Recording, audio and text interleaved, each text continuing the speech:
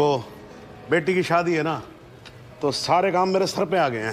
नहीं कोई बात नहीं। Sorry to keep you waiting. हाँ जी चलिए जी, शुरू करो। फहीम साहब, इकबाल एनकाउंटर के बारे में आपको जो कुछ भी पता है सब कुछ खुल के जज साहब को बताइए। जनाब, मेरा नाम फहीम भट्ट है।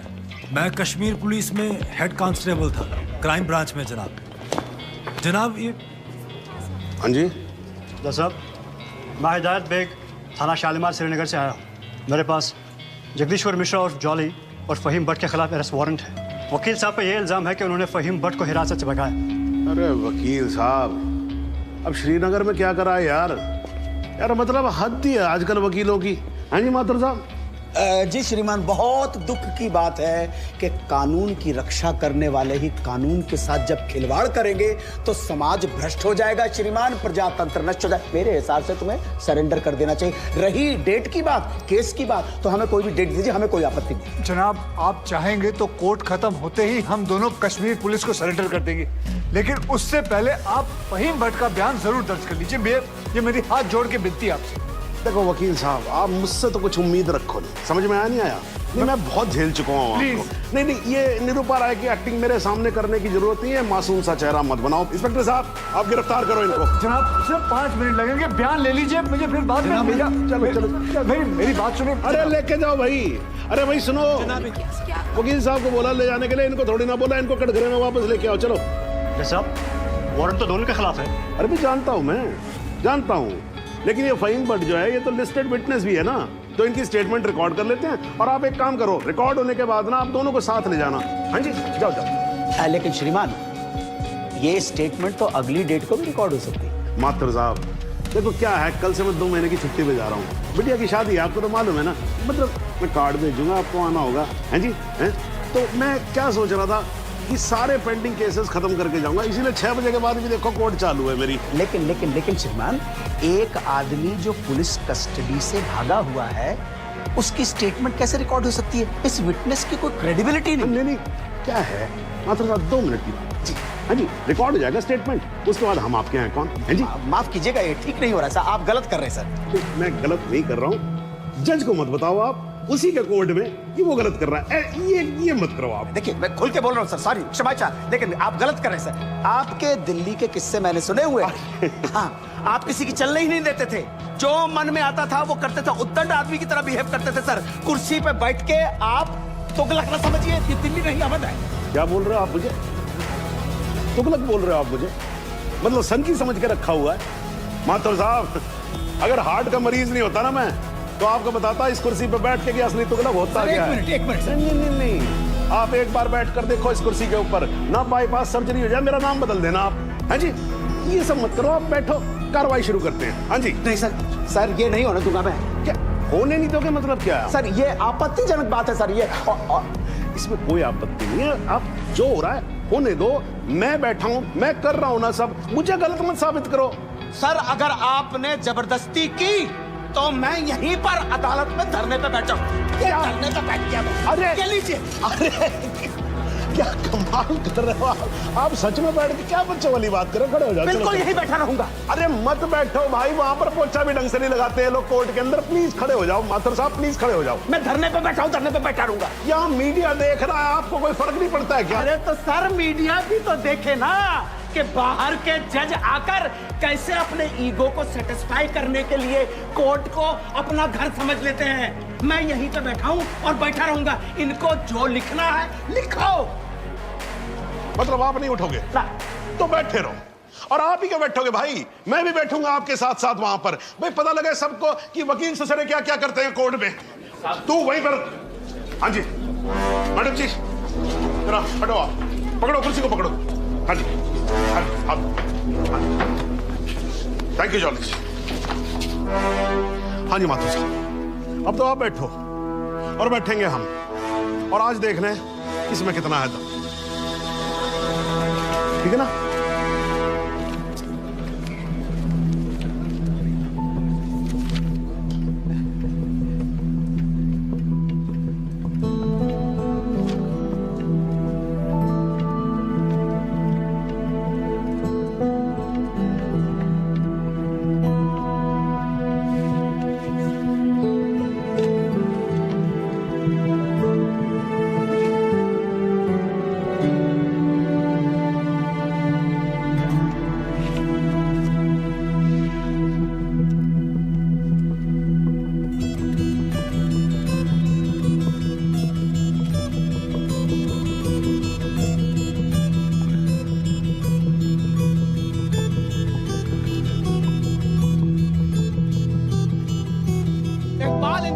केस में आज कोर्ट में जो कुछ भी हुआ वो शायद भारतीय न्याय व्यवस्था के इतिहास में पहली बार हुआ होगा।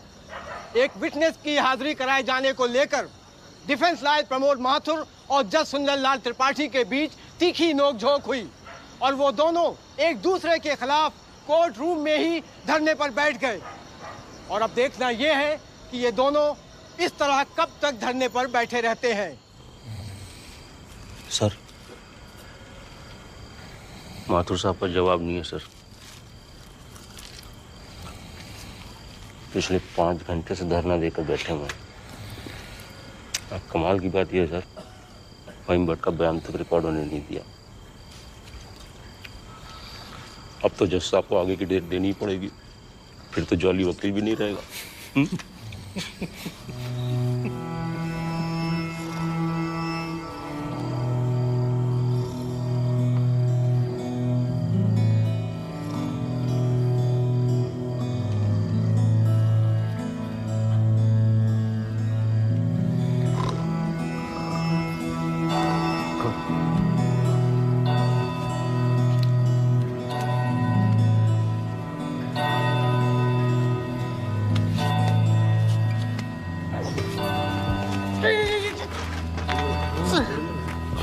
सर,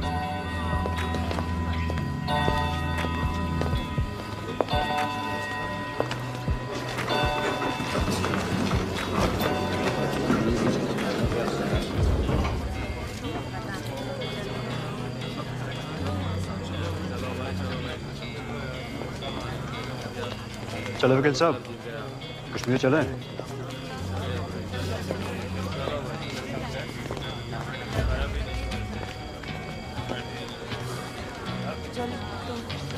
मैं चलता हूँ, अपना ध्यान रखना, ठीक है?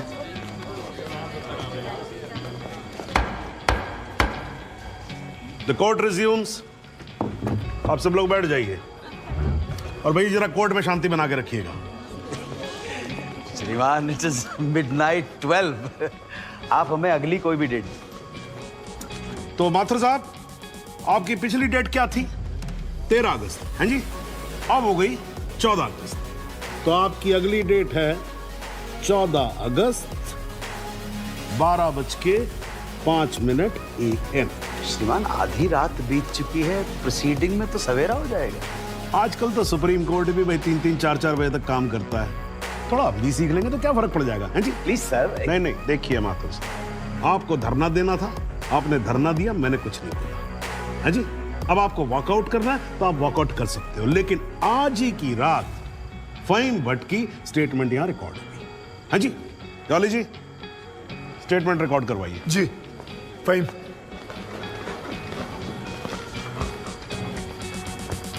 जनाब, बहुत बहुत शुक्रिया। फहीम साहब को बताओ क्या क्या हुआ था। जनाब, इस इनकाउंटर से कुछ महीने पहले हमने एक इंटेलिजेंस रिपोर्ट भेजी थी सिंह साहब की टीम को, जिसमें एक कश्मीरी मिलिटेंट इकबाल कादरी के डिटेल्स थे जो यहाँ लखनऊ में छिपा था। जनाब, इस इनकाउंटर से एक दिन पहले मुझको फोन करके यहाँ बुलाया गया ताकि मैं इस बात की शिनाख्त कर सकूं कि जिस इकबाल को इन्होंने पकड़ा है वो इकबाल कादरी है या नहीं। जनाब, जब मैं यहाँ पहुंचा तो उस शख्स का निकाह हो रहा था। मैं देखते ही समझ गया कि इकबाल वो इकबाल नहीं है। मगर जनाब, सिंह साहब की टीम ने मुझ पर प्रेशर बनाया कि मैं अपनी रिपोर्ट में ये कहूं कि इकबाल कासिम ही इकबाल कादरी है। मैंने ये करने से मना कर दिया, मैं श्रीनगर वापस चला गया। फिर जनाब, जब मैंने इनकाउंटर की न्यूज पढ़ी तो मेरे को जनाब बड़ा अफसोस हुआ। मैंने श्रीनगर में अपने अफसरों को बताया तो बोले बात को रफा दफा करो। मैंने बहुत समझाया उनको, वो नहीं माने। जब वो नहीं माने तो मैंने दिल्ली में सेंट्रल एजेंसी को इस इनकाउंटर की कंप्लेंट कर दी।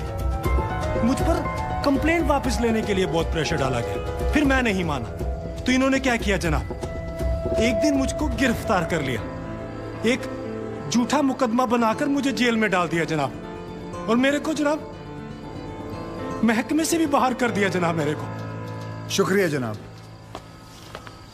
माथुर साहब, आप कुछ कहोगे या नाराज हो अभी तक? अरे नहीं श्रीमान, आपकी नाराजगी मोल लेकर अपनी दुकान थोड़े बंद करवानी। मगर मैं तो ये पूछना चाहता हूँ, आप तो गुस्सा नहीं है? नहीं, मैं नाराज और आज कुछ नहीं हूँ। लेकिन यार अगली बार से तुगलक मत बोलना मेरे को। हाँ जी माथुर साहब, मतलब इस कोर्ट में बैठे बैठे मेरे बाल सफेद हो गए। I think I deserve some respect. क्षमा प्रार्थी हूं श्रीमान। ठीक है, आप शुरू करो। फाइन भट्ट, आप माननीय न्यायाधीश महोदय को बताएंगे कि ये केस क्या है, इस अदालत में हम किस सच्चाई की खोज कर रहे हैं। ये कि कांस्टेबल भदौरिया और इकबाल की मौत कैसे हुई। तो आपने अभी जो राबी चिनाब झेलम जैसी लंबी कहानी सुनाई है, उससे कहीं ये साबित होता है कि इन दोनों की मौत कैसे हुई? क्योंकि मौके वारदात पे आप तो थे नहीं। जी नहीं, लेकिन ये तो पता चल। लेकिन कुछ नहीं। अगर कोई और फिल्मी कहानी सुनानी हो तो जज साहब को सुनाई। इनको फिल्मों में बहुत इंटरेस्ट है, मुझे बिल्कुल कोई दिलचस्पी नहीं है। मुझे तो मेरे प्रश्न का सीधा साधा जवाब दे दो यार, यस और नो। जी नहीं। Very good, well done.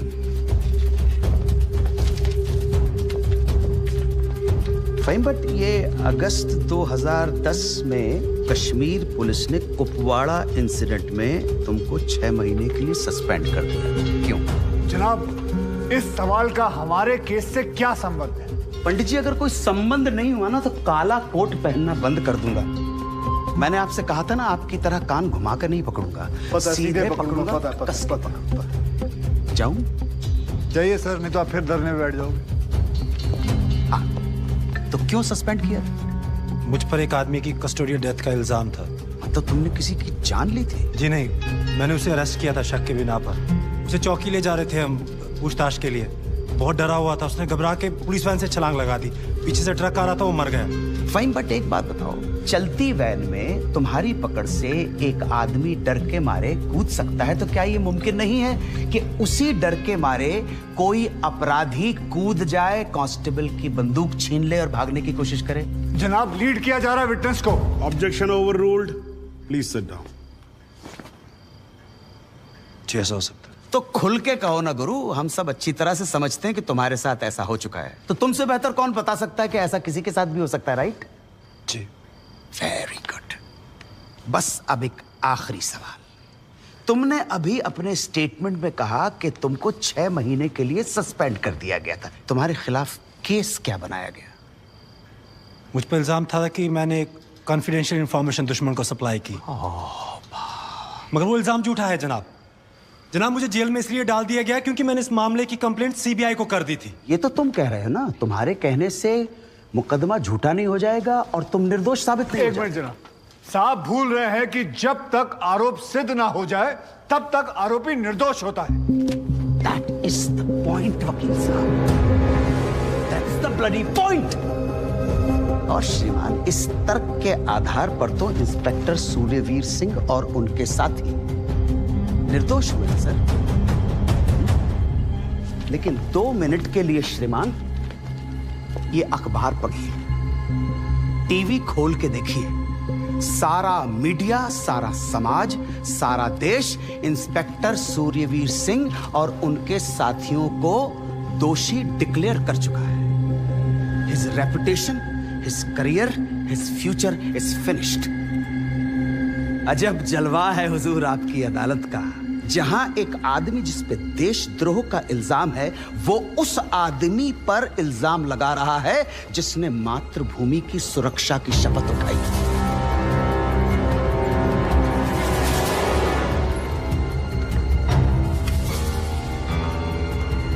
श्रीमान, आज से कई साल पहले इलाहाबाद हाई कोर्ट के बाहर एक बॉम्ब ब्लास्ट हुआ था, जिसमें 9 बेकसूर लोगों की जानें गई थी।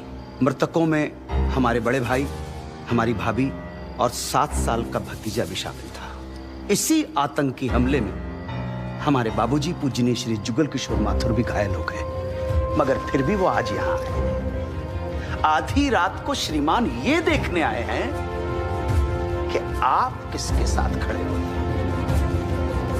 और श्रीमान, मैं ये पूछना चाहता हूं कि क्या ये न्यायालय इतना कमजोर है कि फैसला भी नहीं कर पा रहा है कि देश को सूर्यवीर जैसे अफसरों की जरूरत है या इकबाल कादरी जैसे हत्यारों की? और श्रीमान, अंत में सिर्फ इतना निवेदन करना चाहता हूं कि हम कितना ही अनजान बने रहें, कबूतर की तरह आंखें बंद करके बैठे रहें, लेकिन हकीकत यह है श्रीमान that we are in a state of war.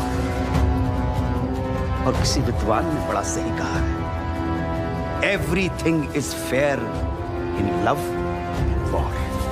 बाकी श्रीमान न्याय आपके हाथ में। प्रमोद बात करके प्रणाम से बात करें।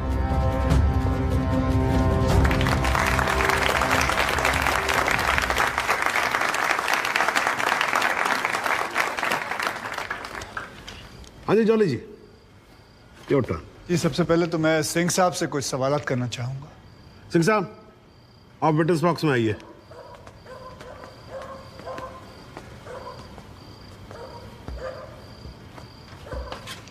सिंह साहब, आप जरा कोर्ट को बताएंगे कि अगला क्रिकेट वर्ल्ड कप कौन जीतेगा? भाई ये किस तरह का सवाल हुआ भाई वकील साहब? हैं? ठीक है, जज साहब कुछ और पूछ लेते। अच्छा सिंह साहब, क्या आप कोर्ट को बता सकते हैं कि अगले इलेक्शन में आम आदमी पार्टी को कितनी सीट्स मिलेंगी? दिमाग खराब, पगला गया क्या? तो गोली और खाएगा।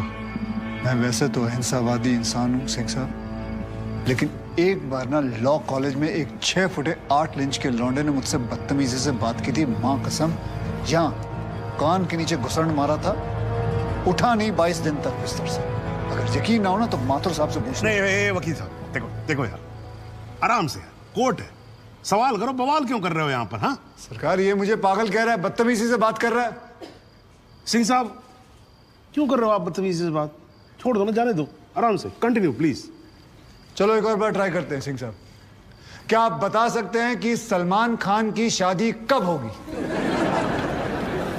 अरे वकील साहब क्या बातें कर रहे हो? इंस्पेक्टर हैं वो, जोशी थोड़ी ना है। अगर ये जोशी नहीं है तो फिर इन्हें कैसे पता था कि ठीक सुबह 6:45 पे इकबाल को पेशाब आएगा? कैसे पता था जब उनको पेशाब आएगा तो गाड़ी गोमती नदी का पुल क्रॉस कर रही होगी? इन्हें कैसे पता था कि इकबाल कांस्टेबल भदौरिया की रिवॉल्वर छीन कर भागने की कोशिश करेगा? शादी में तो थे नहीं, फिर पुल पर कैसे पहुंचे तुम? इधर मैं यहां खड़ा हूं, आप पुल पे पहुंचे कैसे? इत्तेफाक। लो जी, इत्तेफाक। ऊपर वाले के आशीर्वाद से सही समय पे सही जगह पहुंच गए। बाय गॉड, बड़े इत्तेफाक हैं आपकी स्टोरी में सिंह साहब। जनाब, मेरे पास ये इनके 25 एनकाउंटर का कच्चा चिट्ठा है। ऐसे इत्तेफाक कई बार हो चुके हैं इनकी जिंदगी में। अपराधी गोली चलाने वाला होता है कि पहुंच जाते हैं शक्तिमान बनकर, और सिर्फ लखनऊ में नहीं बल्कि दूसरे शहरों में भी। जनाब, इनके 25 एनकाउंटर में से 19 के खिलाफ मारे गए लोगों के परिवार वालों ने शिकायतें दर्ज की हुई हैं, लेकिन आज तक एक भी मामले में निष्पक्ष जांच नहीं की गई। एंटी करप्शन ब्यूरो की एक रिपोर्ट के मुताबिक इनकी 28 करोड़ की संपत्ति होने का शक है, लेकिन वो भी जांच भी नहीं पूरी कर पाए, पहले ही बंद कर दिया उन्होंने। और ऐसे आदमी को बचाने के लिए हमारे माथुर साहब यहां अपने बूढ़े बाप को व्हीलचेयर पर बिठाकर कोर्ट में लाते हैं। मुझे तो इन पर और इन जैसों पर तरस आता है। नमस्कार, बहुत बहुत धन्यवाद। आपकी वकालत को मेरा प्रणाम जी। श्रीमान, एक ईमानदार और बहादुर आदमी का कैरेक्टर असैसिनेशन हो रहा है और आप बैठे देख रहे हैं। बहादुर, ठेंगा बहादुर है ये। हथकड़ी में बंधे निहत्थे आदमी को पीठ पर गोली मारने वाला ये बहादुर। 35,000 तनख्वाह पाने वाला 28 करोड़ का मालिक ईमानदार। दीमक है जनाब, ये दीमक खोखला कर देगा सारे सिस्टम को और पता भी नहीं चलेगा। कुछ तो लिहाज करो मेरे माथुर साहब, कुछ तो लिहाज करो देश का।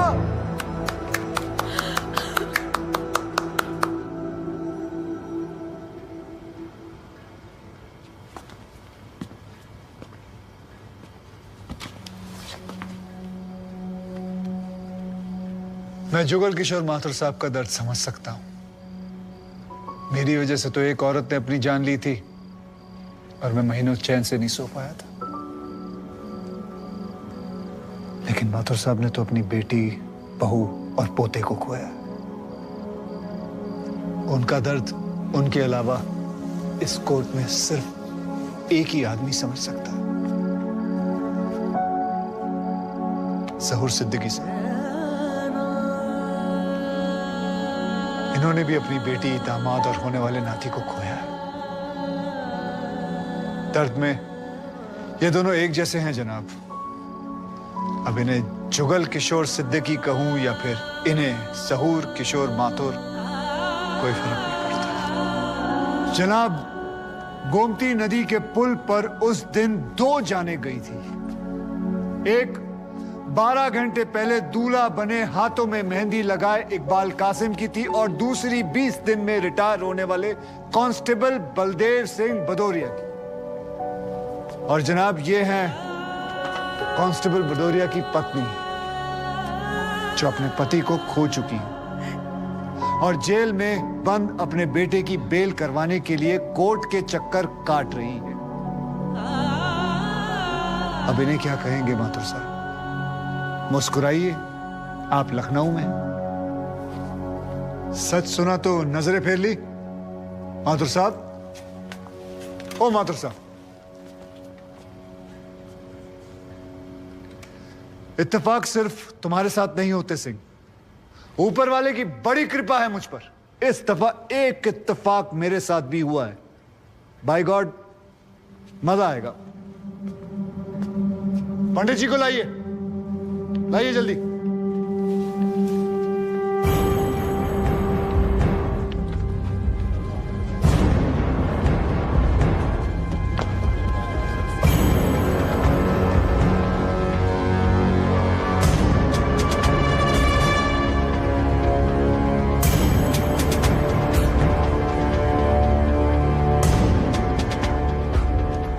क्या मैं पूछ सकता हूं कि क्या हो रहा है इस कोर्ट में? और क्या आप बताने की जहमत करेंगे कि आप ऐसा होने क्यों दे रहे हैं? कौन है ये बाबा सर? इसका इस केस से क्या रिलेशन है सर? ना कोई एडवांस नोटिस है, ना अग्रिम सूचना है। क्या रेलेवेंस क्या है और आप इसे अलाउ कर रहे हैं? जनाब, इस विटनेस का नोटिस देता ना तो ये विटनेस यहां नहीं होता, किसी मुर्दा घर में गड़ा हुआ होता। इस आदमी को मैं पकड़ के नहीं लाया हूं, पुलिस वाले पकड़ के लाए हैं। और जनाब, इस विटनेस का इस केस के साथ डायरेक्ट कनेक्शन है। इंस्पेक्टर साहब, आपने अरेस्ट किया इसको? जनाब, ये वकील साहब एकदम सही कह रहे हैं। इस पंडित का इस केस से सीधा संबंध है। अगर संबंध नहीं हुआ ना, इंस्पेक्टर साहब, नौकरी खा जाऊंगा मैं आपकी। जानते हो ना ये बात? लेकिन जनाब, मैं बिल्कुल सही कह रहा हूं। ठीक है, मैं विटनेस को अलाउ करता हूं। No sir, I object sir, I object. Mathur साहब, मेरी बात सुन। देखो क्या है यार, 3 बजने वाले हैं, बाहर जाएंगे ना बस मिलेगी ना रिक्शा मिलने वाला है। 6 बजे तक तो वैसे ही बैठना हम लोगों को, तो तब तक करवा लेते हैं विटनेस। मतलब हो सकता है कि इसमें कुछ निकली है। हैं जी? चलिए जी, विटनेस बॉक्स में आ जाइए।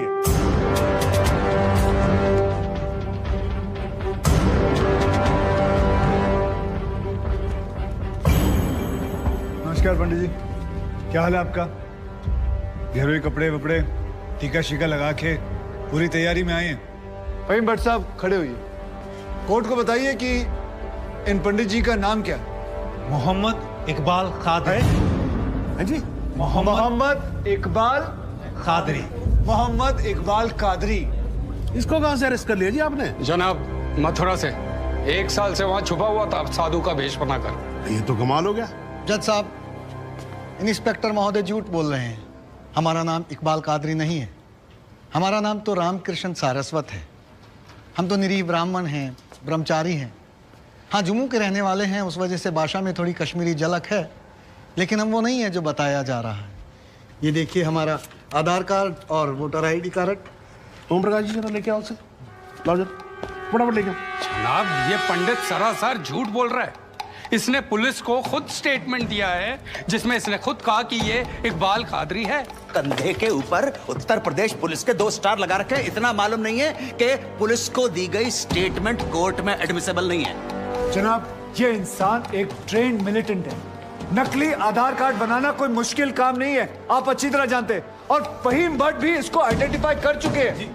सर, ये अपनी आइडेंटिटी छुपा रहा है। श्रीमान यहाँ आइडेंटिटी छुपा नहीं रहा है, अपनी आइडेंटिटी बता रहा है। कैसे बताएगा अपनी आइडेंटिटी? हम सब कैसे बताएंगे सर? आप सुंदरलाल त्रिपाठी हैं, मैं प्रबोध माथुर हूँ, ये पंडित जी हैं कानपुर वाले, कैसे पता पड़ेगा? किसी आधार कार्ड से, राशन कार्ड से या पासपोर्ट से? सबूत आपके सामने है सर, संदेह की कोई बात ही नहीं।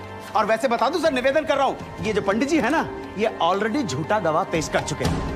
बार एसोसिएशन ने इनका लाइसेंस रद्द कर दिया। चंद घंटों के मेहमान है ये वकीलगिरी से सर, इनकी बात को सीरियसली नहीं लिया जाए। माथुर साहब, चंद घंटे तो है ना, लड़ लूं ना तब तक तो लड़ सकता हूं ना। जॉली साहब, ये देखो यार, कोर्ट में लड़ने वड़ने की बात मत करो आप। नहीं, माथुर साहब एकदम ठीक बोल रहे हैं। मुझे लगता है पुलिस से कोई गलती हो गई है। बाबा जी सॉरी, आप जा सकते हो। एक मिनट जॉली जी, आप वहीं रुके। एक मिनट सर, मैं आपसे हाथ जोड़ के विनती करता हूँ, मैं इससे कुछ सवालात करना चाहता हूँ। मैं बड़ी मुश्किल से इसको लेके आया हूँ। मैं एक मौका मुझे दे दीजिए। नहीं, आपने क्या कहा था? अभी ऑटो बस कुछ नहीं मिलने वाला। एक मौका। एक मिनट, आप चिल्लाना बंद करोगे जरा? 2 मिनट चुप रहोगे आप? गलती हो, 2 मिनट चुप रहो।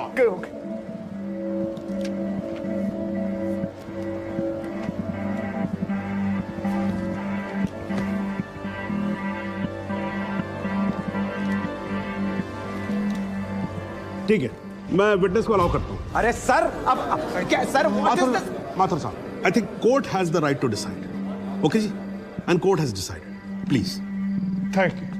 Thank you.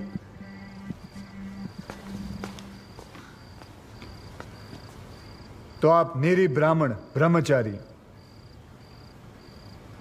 तो फिर धर्म का बड़ा ज्ञान होगा आपको। अवश्य है। मैं भी कान्यकुब्ज ब्राह्मण हूं, वो भी जनेऊधारी। तो चलिए 2 ब्राह्मणों के बीच में शास्त्रार्थ हो जाए। पूछिए, क्या पूछना है? चलिए गायत्री मंत्र सुनाइए। ओम भूर्भुवस्वः तत्सवितुर्वरेण्यं भर्गो देवस्य धीमहि धियो यो नः प्रचोदयात्। बहुत बढ़िया, पूरा नाम बताएं। रामकृष्ण प्रेमकृष्ण सारस्वत। धर्म? हिंदू धर्म में कितने वेद हैं? 4। नाम बताएं। ऋग्वेद, सामवेद, यजुर्वेद, अथर्ववेद। 4 युगों के नाम बताएं। सतयुग, द्वापर, त्रेता, कलयुग। वर्ण कितने हैं? 4। ब्राह्मण, क्षत्रिय, वैश्य, शूद्र। आपका वर्ण क्या है? ब्राह्मण। कौन से ब्राह्मण? गौर ब्राह्मण। कौन से गौर? सांदे गौर। गोत्र? शांडिल्य। प्रवार? वशिष्ठ। वेद? यजुर्वेद। उपवेद? बेतरियाणी। मुख? श्रीमुख। कुल देवता? सप्तसुरी। चरण? वाम। बिस्वा? या अल्लाह, इससे आगे भी होता है। क्या कहा आपने? बिस्वा नहीं पता, नहीं पता। बिस्वा नहीं पता। बिस्वा से पहले क्या कहा? बिस्वा से पहले क्या कहा इकबाल कादरी? लानत है तेरे पे इकबाल कादरी, लानत है। अब तो अल्लाह का नाम भी आ गया जुबान पे। अब तो सच बोल। देख, तू कुछ भी कर ले, तू बचेगा नहीं। कब तक जिएगा झूठ की जिंदगी? अस्तगफिरुल्लाह। वाइनते वन पोज क़यामत के 2 कुछ बुद्धि खुदाइश। मैं आईने वजह से इतने किया खुदाई जो उच्छान कुछ गुनाहगार सोई कर फैसलन पोज क्या छो पोज के छू ना परवायती करना मिला इंसाफ खुदाई करे इंसाफ पन्नीस दरबार बस इंशाअल्लाह। इकबाल कादरी, अगर मैं चाहता था तुम्हारा मेडिकल टेस्ट करवा के ये पता कर सकता तुम कितने बड़े पंडित हो, मगर मुझे तुम्हारी जुबान से सुनना था। कोर्ट को बताओ, तुम्हारा असली नाम क्या है? बताओ।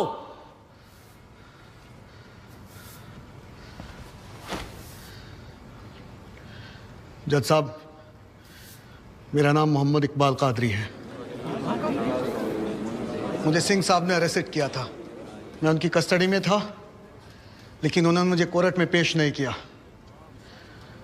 मैं जानता था कि वो मेरा एनकाउंटर करने वाले हैं। एक दिन मौका देखकर मैंने उनसे कहा कि अगर वो मुझे जाने देंगे तो मेरे आदमी उन्हें बहुत सारा पैसा देंगे, और उन्होंने मेरी बात मान ली। इसे लेके कहाँ जा रहे? सिंह साहब ने आजाद कर दिया। जा रहा आजा। सिंह साहब को कितने पैसे दिए? 50 लाख, 25 लाख एडवांस और 25 एनकाउंटर के बाद। आई ऑब्जेक्ट श्रीमान।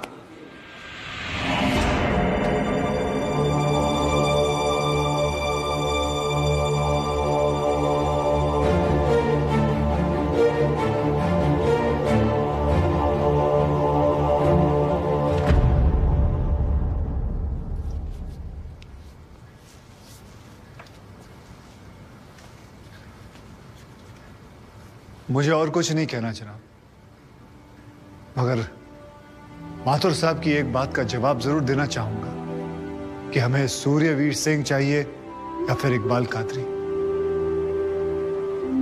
जनाब, हमें दोनों ही नहीं चाहिए। हमें ऐसे कादरी नहीं चाहिए जो बेगुनाह लोगों को मारना जिहाद समझते हैं, लेकिन हमें ऐसे सूर्यवीर सिंह भी नहीं चाहिए जो पैसों के लिए एक मिलिटेंट को छोड़ देते हैं और किसी बेकसूर की जान ले लेते हैं। मैं हिम्मती बहादुर पुलिस वालों को सलाम ठोकता हूं, झुककर सजदा करता हूं, लेकिन जिसके हाथ किसी बेकसूर के खून से रंगे हों, उसे मैं वही कहूंगा जो वो है, कातिल। और ऐसे राक्षसों से बच के रहिएगा माथुर साहब। किसी ने 25-30 लाख ज्यादा दे दिए तो क्या पता अगला इत्तेफाक आपके साथ हो जाए।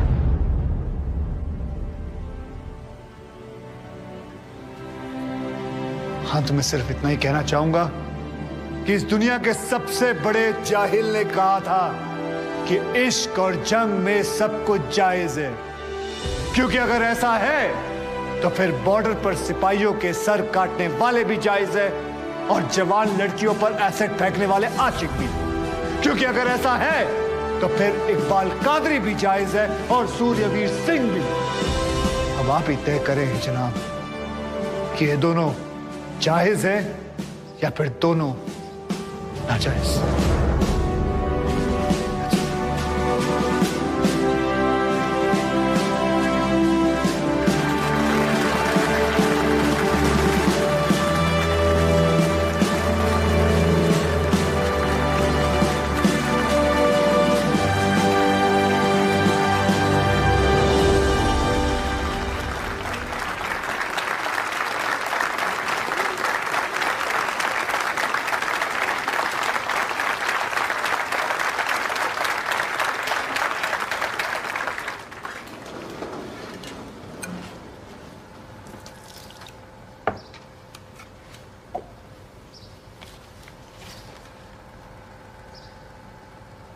सालों में एक बार कभी कोई ऐसा केस आता है जब इस कुर्सी पे बैठने का अफसोस नहीं होता है।